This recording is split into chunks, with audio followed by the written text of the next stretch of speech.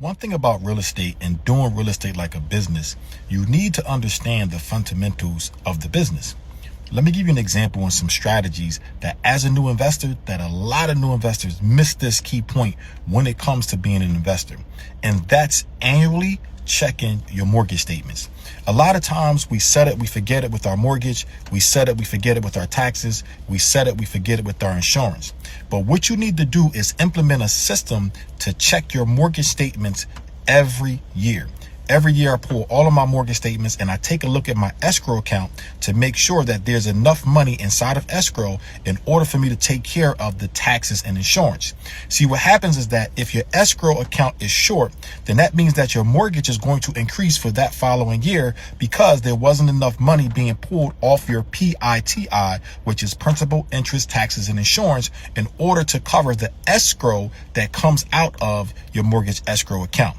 Now, I know that might have been a lot for some people right now because a lot of people aren't even used to understanding what an escrow account is. But I urge you that every year you pull your mortgage statement, you take a look at the statement, and you go right to your escrow account to see if your escrow account has a plus or a negative in it.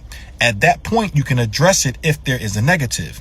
The other thing that we do every year is that we go to our insurance and we make sure that when we get the insurance notifications that the insurance may increase, we want to make sure that we shop that around. A lot of times insurance companies will just send the invoice to the mortgage company and the mortgage company will pay it from your escrow account and you're totally out of the loop.